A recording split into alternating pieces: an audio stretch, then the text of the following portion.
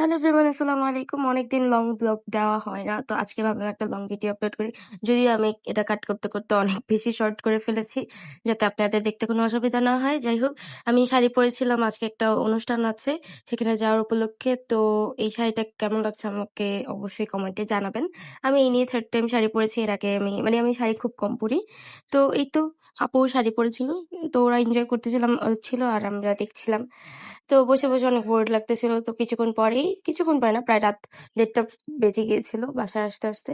তো এই তো ২ বোনে প্রায় সেম শাড়ি পরেছিলাম। আর অন্যরা একরকম পরেছিল। তো আসার সময় এত বৃষ্টি হচ্ছিল। তো রাতে বৃষ্টিতে আমার কিছুটা স্ট্রেচ চলে গিয়েছে। তো পরের দিনই আবার তাদের যে আগের অনুষ্ঠান যেটা দেখানো হয়েছে, এটা সুন্নতে খাতনার গায়ে হলুদের অনুষ্ঠান। আজকে হচ্ছে মেন অনুষ্ঠান। তো এর আগে আমাদের আরেকটা দাওয়াত ছিল। সেটা হচ্ছে মিরপুর পল্লবীতে। তো সেই উদ্দেশ্যে আমি রেডি হচ্ছিলাম।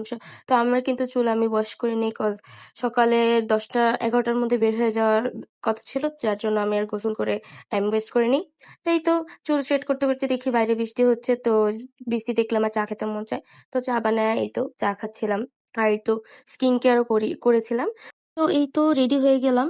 আর রেডি হওয়ার আগে পরে কোনো ক্লিপই আমি নিতে পারিনি, কারণ আমার অনেক বেশি দেরি হয়ে যাচ্ছিল যাওয়ার সময়। তো যাওয়ার সময় নামাজ পড়ার জন্য বাবার মামা দাঁড়িয়েছিল একটা জায়গায়, জায়গাটার নাম আমি ভুলে গিয়েছি। তবে সাইনবোর্ডে লেখা আছে, হয়তো আমি খেয়াল করিনি। আর সেখানেই পাশে একটা ছোট্ট টঙের দোকান, এত সুন্দর জোস ওয়েদারের সাথে চায়ের কম্বিনেশনটা তো অনেক বেশি সুন্দর। তো ভাবলাম চা খাওয়া যাক। তো চা খেলাম। চা খেয়ে তাতে করে গাড়িতে করে চলে এসেছি। এরপর আমি কোনো ক্লিপই নিতে পারিনি, কারণ জার্নি করা আমার একদমই পছন্দ না। জার্নি করে আমি টায়ার্ড হয়ে গিয়েছিলাম। তো এরপর বাসায় চলে আসছিলাম। আমি বাসায় আসার সময় ঘুমাচ্ছিলাম প্রায়।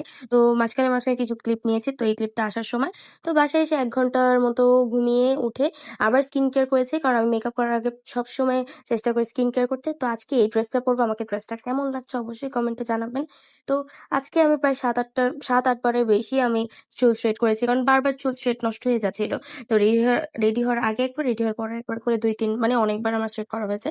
তো এই যে আমি ফুললি রেডি হয়ে গিয়েছি। আর রেডি হওয়ার পর এই যে রিক্সা উঠেছি। তো এই জায়গাটার নাম আমি একদম ভুলে গিয়েছি, কারণ ব্লগটা আমি একটু দেরিতে আপলোড করেছি, আপনাদের সাথে শেয়ার করেছি। যাই হোক, গিয়ে দেখি তারা অনেক বেশি এনজয় করছিল। তো আমি এনজয় করছিলাম দেখে। তো খাওয়া দাওয়া শেষ করে বাসায় আসতে, আসতে প্রায় রাত ১:৩০টার বেশি বেজে গিয়েছিল। তো তারা অনেক বেশি এনজয় করছিল, বাসার নিচে এসে অনেক মজা করছিল। যাই হোক, আমরা পরে বাসায় এসে পড়েছিলাম। তো এই তো আজকের ব্লগটা এতটুকু। আল্লাহ হাফেজ।